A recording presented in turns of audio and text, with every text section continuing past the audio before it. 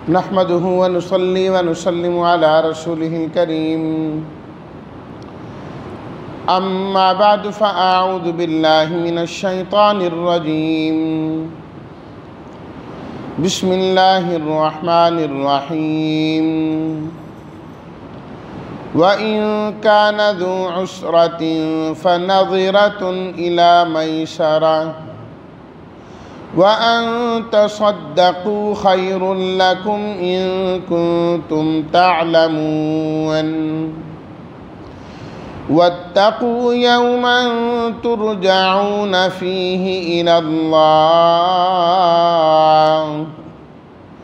ثم توفى كل نفس ما كسبت وهم لا يظلمون صدق اللہ مولانا العظیم اللہم صلی علی سیدنا و مولانا محمد وعلی آل سیدنا و مولانا محمد وبارک وسلم ذو عسرت ذو معنی والا عسرہ تنگ دستی نظرۃ مہلت دینا ہے میسرہ خوشحالی تصدقوا صدقہ کرو تم معاف کر دو تم واتقوا یوما ترجعون رجوع سے تم لٹائے جاؤ گے توفا پورا دیا جائے گا کسبت جو اس نے کمایا ترجمہ اور اگر وہ مدیون تنگ دست ہو تو مہلت دینا ہے اس کو خوشحالی کے وقت تک اور تمہارا صدقہ کر دینا بہتر ہے تمہارے لیے اگر تم جانتے ہو ڈرو اس دن سے جس میں تم اللہ کی جانب پھیرے جاؤ گے پھر ہر نفس کو پورا دیا جائے گا بدلہ اس کا جو اس نے کمایا اور وہ ظلم نہیں کیے جائیں گے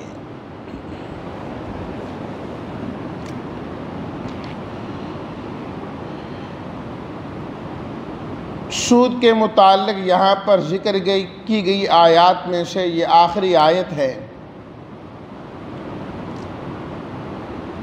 کہ اللہ تعالیٰ نے سود خوروں کا اخروی انجام بھی ذکر فرمایا کہ آخرت میں ان کا کیا انجام ہوگا اور پھر یہ بھی بتا دیا کہ سود کا انجام گھٹنا ہوتا ہے بڑھنا نہیں ہوتا اور پھر یہ بھی فرما دیا گیا کہ جو کچھ معاملات اس سے پہلے ہو چکے ہیں وہ ہو چکے ہیں اب اس کے بعد سود کے معاملات کو آگے نہیں چلایا جا سکتا اصل مال ملیں گے سود کسی کو نہیں ملے گا اور حجۃ الوداع کے موقع پر نبی کریم صلی اللہ علیہ وسلم نے علن اعلان فرما دیا کہ جاہلیت کے یہ سارے سود ختم اور فرمایا کہ سب سے پہلے جو میں سود کا یہ کام ختم کرتا ہوں وہ اپنے چچا حضرت عباس رضی اللہ تعالی عنہ کا ہے کہ انہوں نے بھی 10,000 مثقال لوگوں کو دیے ہوئے تھے قرض کے طور پر ہی جس پر وہ سود وصول کرتے تھے فرمایا میں سب ختم کرتا ہوں صرف اصلی مال ان کو ملے گا کوئی سود ان کو اس کے اوپر نہیں دیا جائے گا اور اسی طرح بنو ثقیف اور بنو مخزوم کا میں نے ذکر کیا کہ جب ایک قبیلہ بنو مخزوم مسلمان ہو گئے تو ان کے متعلق بھی آپ علیہ الصلاۃ والتسلیمات نے یہی فیصلہ فرمایا اللہ اکبر اور پھر علل اعلان کہہ دیا کہ آج کے بعد جس نے سودی معاملہ کیا وہ حقیقت میں اللہ سے جنگ کرتا ہے اللہ سے جنگ کرتا ہے اب اس کے بعد پڑھی گئی آج کی پہلی آیت میں اللہ تعالیٰ نے فرمایا کہ جس پر قرض چڑھا ہوا ہے، جو مدیون ہے، اگر وہ آدمی تنگ دستی کا شکار ہو گیا، اس وقت وہ نہیں دے سکتا، حالات ایک جیسے نہیں رہتے، بدلتے رہتے ہیں، اس نے تو قرض لیا ہی اس لیے تھا نا کہ اس کے حالات ٹھیک نہیں جا رہے تھے۔ اب تم کہو کہ سود کا مسئلہ تو ہوا ختم، جلدی جلدی میرے پیسے واپس کرو، فرمایا یہ بھی ٹھیک نہیں ہے۔ وَإِن كَانَ ذُو عُسْرَةٍ، اگر وہ تنگ دست ہے، پریشان حال ہے، مصیبت زدہ ہیں، فَنَظِرَةٌ إِلَىٰ مَيْسَرَةٍ، تمہیں چاہیے کہ تم اس کو مہلت دے دو، اس کو مہلت دے دو کہ جب آسانی ہوگی تو وہ تمہیں واپس کر دے گا اور تمہیں دے دے گا۔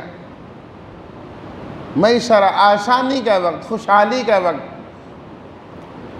وَأَن تَصَدَّقُوا خَيْرٌ لَكُمْ، اور پھر اگلی ترغیب دی کہ اگر تم معاف کر دو تو اس میں تو تمہارے لیے خیر ہی خیر ہے، اس میں تو تمہارا بھلا ہی like it, share it, subscribe it. کے بعد آپ نے یہ پیسے مجھے واپس کرنے ہیں۔ جو ایک میعاد تک کسی کو قرضہ دیتا ہے، اللہ اسے روزانہ اتنی رقم صدقہ کرنے کا اجر و ثواب عطا فرما دیتے ہیں۔ جب میعاد آ گئی اور وہ بیچارہ نہیں ادا کر پا رہا، اس کے لیے مشکل پیدا ہو رہی ہے، تو اس کو مزید مہلت دے دی کہ چلو کوئی بات نہیں ہے، جب آسانی ہو تو دے دینا۔ اب اللہ تعالیٰ اسے ہر روز جتنی رقم اس نے ادا کی ہوئی ہے ڈبل صدقہ کرنے کا ثواب عطا فرما دیتے ہیں۔ اس نے اور آگے مہلت دے دی، اس نے اور آگے جو ہے وہ مہلت دے دی ہے، تو اللہ تعالیٰ اس کا ثواب اور بڑھا دیتے ہیں۔ سود کے اندر تو کیا ہوتا ہے، دوسرے کے خون کو چوسنا ہوتا ہے کہ وہ پریشان حال ہے، وہ نہیں دے پا رہا، اس پر اور بڑھا دو، بھئی نہیں اب آپ کو اتنا بڑھا کر دینا پڑے گا، اب آپ کو اس طرح کا دینا پڑے گا۔ فرمایا کہ نہیں، اسلام اس چیز کی تعلیم نہیں دیتا، اس چیز کی ترغیب نہیں دیتا کہ پھنسے ہوئے کو اور پھنسانا ہے، بلکہ اس کے لیے آسانیاں پیدا کرنی ہے۔ بلکہ لکھا ہے کہ حکومت وقت کی ذمہ داری ہے کہ جہاں تک ان کی حکومت ہے وہاں پر ان لوگوں کو روکیں جو سود کے معاملات میں اور کاروبار میں گھرے ہوئے ہیں اور یہ کام کر رہے ہیں، ذمہ داری میں شامل ہیں۔ نجران کے جو عیسائی آپ علیہ الصلاۃ والتسلیمات کے پاس آئے اور آپ کا ان کے ساتھ معاہدہ ہو گیا، تو اس معاہدے میں یہ چیز شامل تھی کہ تم سود کا کام نہیں کرو گے، سودی کاروبار نہیں کرو گے، تمہارے معاملات سودی نہیں ہوں گے۔ اگر تم نے سود کا کام کیا تمہارا ہمارا معاہدہ ہی ختم ہو جائے گا۔ فرمایا معاہدہ باقی نہیں رہے گا۔ یہ حکومت وقت کی ذمہ داری میں شامل ہے کہ سود کو ختم کریں اور الٹا ان کو ترغیب دیں کہ قرض دو جس پر وصول کچھ نہیں کرنا، اور میعاد اور وقت آنے پر مزید مہلت دینی ہے۔ تو یہاں تو حکومت خود ہی قرض دیتی ہے سود پر، مکان بنانا ہے، کسی اور کام کے لیے سود پر قرضہ لیا جائے۔ اسلامی تعلیمات کی یہ بالکل برعکس ہے اور اس کے خلاف ہے۔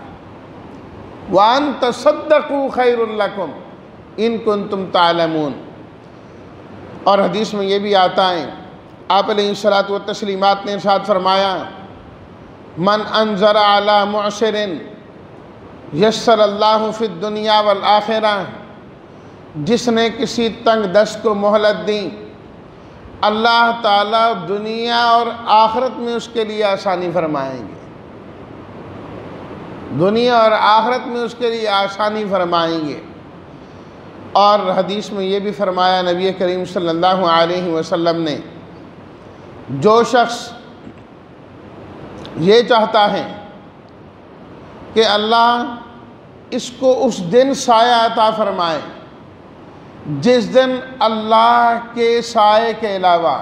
اللہ کے عرش کے سائے کے علاوہ کوئی سایہ نہیں ہوگا۔ فرمایا اسے چاہیے وہ تنگ دستوں کو مہلتیں دیتا چلا جائیں، اللہ قیامت کے دن اسے اپنے عرش کا سایہ نصیب فرمائیں گے۔ کتنی بڑی بات ہے، رقم تو آپ کو مل ہی جانی ہے، پیسے تو آپ کو مل ہی جانے ہیں، صرف مہلت دینے پر اللہ عرش کا سایہ نصیب فرمائیں۔ اور آپ علیہ الصلاۃ والتسلیمات کا ارشاد مبارک ہے، فرمایا کہ جو شخص چاہتا ہے کہ اللہ اس کی دعاؤں کو قبول کرے، جو وہ مانگے اللہ اسے قبول کر لیں، اور جو شخص یہ چاہتا ہے کہ اللہ اس کی مصیبتوں کو دور کرے، اللہ اس کی مصیبتوں کو دور کرے، اسے چاہیے کہ وہ لوگ تنگ دستوں کو مہلتیں دینا شروع کر دیں، اللہ اس کی مصیبتیں دور کرنا شروع کر دیں گے اور دعاؤں کو قبول کرنا شروع کر دیں گے۔ اللہ اکبر۔ دیکھیے اللہ تعالیٰ کو اپنی مخلوق کے ساتھ اور اپنے بندوں کے ساتھ کتنا پیار ہے، کتنی محبت ہے کہ جو اللہ کی مخلوق کے ساتھ اچھا سلوک کر رہا ہے، اللہ اس کی بھی مغفرت فرما رہے ہیں، اللہ اس کی بھی بخشش فرما رہے ہیں۔ اللہ اکبر۔ اور اس دن ہم حدیث میں پڑھ رہے تھے، آپ علیہ الصلاۃ والتسلیمات نے ارشاد فرمایا، ایک شخص فوت ہوا اور بارگاہ الہی میں جب وہ پیش ہوا تو اللہ تعالیٰ نے فرمایا کہ دیکھو اس کی کوئی نیکی ہے، یہ جو نیک عمل کرتا رہا ہو اس کی کوئی نیکی ہے؟ فرشتوں نے کہا کہ پروردگار اس کی تو کوئی نیکی نہیں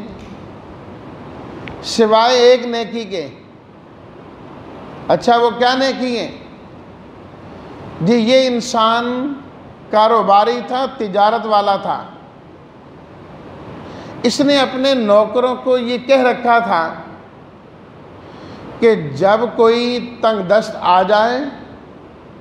پریشان حال آ جائیں اور اس بیچارے کے پاس پیسے نہ ہوں تو اس کو چیز ویسے ہی دے دینا، کوئی قرضہ لینے کے لیے آئیں تو اس کو قرضہ دے دینا، اگر وہ مزید مہلت مانگے تو اس کو مزید مہلت دے دینا، وہ کہے 1 مہینے کی مہلت چاہیے کوئی بات نہیں، مہینے بعد آئے اور کہے ابھی تو میرے پاس پیسے نہیں ہو سکے، اسے اور مہلت چاہیے اور مہلت دے دینا۔ دیکھنا اگر وہ بیچارہ زیادہ ہی مجبور اور تنگ دست ہو تو اس کو معافی کر دینا، اسے پیسے نہ لینا۔ یہ کہہ کے آخر میں کہتا تھا ہو سکتا ہے اللہ ہماری بھی مغفرت کر دے، کہ جس طرح ہم اس کو معاف کر رہے ہیں ہو سکتا ہے اللہ بھی میری مغفرت کر دیں۔ اللہ تعالیٰ فرماتے ہیں اچھا یہ اس طرح کیا کرتا تھا؟ جی پروردگار۔ اللہ تعالیٰ فرمائیں گے نحن احق بذالک، ہم اس معاف کرنے کا زیادہ حق رکھتے ہیں، یہ بندہ ہو کر میرے بندوں کو معاف کرتا رہا، میں رب العالمین ہو کر اسے کیوں نہ معاف کروں؟ فرشتے تم گواہ ہو جاؤ، میں نے اس کی ساری خطاؤں کو معاف کر دیا ہے، ساری خطاؤں کو معاف کر دیا ہے۔ وَإِن كَانَ ذُو عُسْرَةٍ فَنَظِرَةٌ إِلَىٰ مَيْسَرَةٍ، تنگ دست ہے تو مہلت دے دینی ہے، اور اگر وہ زیادہ ہی بیچارہ مصیبت زدہ ہے وَأَن تَصَدَّقُوا خَيْرٌ لَكُمْ، فرمایا تم معافی کر دیا کرو، صدقہ ہی کر دیا کرو، ان کنتم تعلمون، اگر تم جانو تو اس میں تمہارے لیے بہت خیر ہے، بہت خیر ہے۔ ایثار ہونا چاہیے، ایثار ہونا چاہیے، دوسرے کے لیے قربانی ہونی چاہیے، اپنی ترجیحات پر دوسرے کی ترجیحات کو اختیار کرنا ہے۔ وَاتَّقُوا يَوْمًا تُرْجَعُونَ فِيهِ إِلَى اللَّهِ، فرمایا ڈرو اس دن سے جس دن تم سب نے لوٹ کے اللہ کی طرف جانا ہے، بارگاہ الہی میں جانا ہے۔ تو دیکھو ثُمَّ تُوَفَّى كُلُّ نَفْسٍ مَّا كَسَبَتْ، اس نے انسان نے جو بھی کمائی کی اس کا پورا بدلہ اس کو دیا جائے گا۔ دیکھنا تم کہیں حرام کا کام کر کے سودی کام کر کے وہاں پر نہ آنا، اللہ نے وہاں پر ایک ایک سود کے درہم اور روپے کا بھی تم سے حساب لے کر تمہیں سزا دینی ہے۔ اور اگر تم نے سود کے بجائے ایثار سے کام لیا، معافی سے کام لیا، بخشش سے کام لیا، آسانی سے کام لیا، تو اللہ اس نیکی کا بھی تمہیں پورا بدلہ دیں گے، پورا بدلہ دیں گے۔ دن قیامت کا آنے والا ہے، عدالت کی کرسی پر رب العالمین خود ہوں گے، انصاف ہو رہا ہوگا، لا یظلمون، کسی پر ظلم نہیں ہو رہا ہوگا۔ اگر تم نے کسی پر ظلم کیا ہوا تو اللہ نے تم سے ضرور بدلہ لینا ہے، تم سے ضرور بدلہ لینا ہے۔ جس پر ظلم اور زیادتی کر کے گئے ہوں دنیا میں تو وہ تم سے بدلہ نہیں لے پایا، اس لیے کہ وہ بیچارہ غریب تھا، اس لیے کہ وہ بیچارہ محکوم تھا۔ تم جو ہے نا سردار اور سربراہ تھے، بڑے تھے، دفتر کے مالک تم تھے، فیکٹری کے مالک تم تھے، وہ بیچارہ غریب تھا، حالات سے مجبور تھا، بچے اس کے سامنے تھے، وہ نہیں بولا کرتا تھا، تم اس کا حق مارا کرتے تھے اور حق والے کو حق نہیں دیا کرتے تھے۔ لیکن یہاں وہ خاموش ہوا جب عدالت کی کرسی پر رب العالمین خود ہوں گے، اب تو ظلم سے جو تم نے کیا تھا اس کا بدلہ چکانے سے کوئی رکاوٹ نہیں ہوگی۔ آج تو پورا بدلہ ہوگا، پورا بدلہ ہوگا۔ تو اس لیے فرمایا کبھی کسی پر ظلم اور زیادتی نہیں، کبھی کسی کا حق دبانا نہیں۔ آپ علیہ الصلوۃ والتسلیمات سے جب پوچھا گیا ایک صاحب نے کہ میرے غلام ہیں، وہ میرے ساتھ خیانت کرتے ہیں، جھوٹ بولتے ہیں، میں ان کو مارتا ہوں، میرا معاملہ کیسا ہے؟ آپ علیہ الصلوۃ والتسلیمات نے فرمایا قیامت کے دن تیرے غلاموں کی خیانت بھی لائی جائے گی، ان کا جھوٹ بھی لایا جائے گا، اور تیرا ان کو مارنا بھی لایا جائے گا۔ اللہ دونوں کو دیکھیں گے، اگر ان کی خیانت زیادہ ہوئی پھر تو ٹھیک ہے، تجھے ملے گا، اور اگر تیرا مارنا زیادہ تھا تو وہ تیرے سے بدلہ لینے والا ہوگا۔ وہاں یہ نہیں ہے کہ یہ غلام اور نوکر ہیں، وہاں تو لا یظلمون، کسی پر ظلم نہیں ہوگا۔ قرآن مجید کی سب سے آخری آیت جو نازل ہوئی ہے وہ یہ آیت ہے۔ اس آیت کے بعد قرآن کی کوئی آیت نازل نہیں ہوئی۔ الیوم اکملت لکم دینکم واتممت علیکم نعمتی، وہ تو حجۃ الوداع کے موقع پہ نازل ہو گئی تھی، ذو الحجہ کا مہینہ، پھر اس کے بعد محرم، پھر سفر، پھر ربیع الاول میں آپ علیہ الصلوۃ والتسلیمات کا انتقال ہوا۔ اس کے بعد احکام کی آیت کوئی نازل نہیں، کوئی حکم نیا نازل نہیں ہوا۔ الیوم اکملت لکم دینکم واتممت علیکم نعمتی ورضیت لکم الاسلام دینا، احکامات اسلامیہ مکمل ہو گئے، کوئی حکم اس آیت کے بعد نازل نہیں ہوا۔ لیکن سب سے آخری آیت حضرت عبداللہ بن عباس رضی اللہ تعالی عنہما فرماتے ہیں جو نازل ہوئی ہے وہ قرآن کی یہ آیت ہے۔ آپ علیہ الصلوۃ والتسلیمات کی وفات سے کتنے دن پہلے یہ آیت نازل ہوئی؟ ایک قول، ایک روایت کے مطابق 31 دن پہلے، ایک قول کے مطابق 23 دن پہلے، ایک قول کے مطابق 9 دن پہلے، اور آخری قول یہ ہے کہ آپ علیہ الصلوۃ والتسلیمات کی وفات سے صرف 3 دن پہلے یہ آیت نازل ہوئی۔ وَاتَّقُوا يَوْمًا تُرْجَعُونَ فِيهِ إِلَى اللَّهِ، گویا کہ پورا قرآن مجید اللہ تعالیٰ نے اس آیت پر ختم کیا، اور انسان کو جو آخری پیغام اللہ نے دیا وہ قیامت کے دن کا، فرمایا سارے احکام مل گئے، سارے عقائد سکھا دیے گئے، اعمال بتا دیے گئے، فرائض بتلا دیے گئے، سنتیں بتا دی گئیں، لیکن یاد رکھنا ان تمام چیزوں کا فیصلہ دن قیامت کے ہی ہونا ہے۔ جو ہدایت نامہ ہم نے تمہیں دیا ہے، کتنا تم نے عمل کیا ہے اور کتنا نہیں، ثم توفیٰ کل نفس ما کسبت، ہر نفس کو اس کا پورا بدلہ ملے۔ فرمایا اس عقیدہ آخرت کو اپنے دل و دماغ میں بٹھانا ہے، جو کام کرنے لگوں یہ سوچنا ہے آیا میں قیامت والے دن اس کا حساب دے سکتا ہوں؟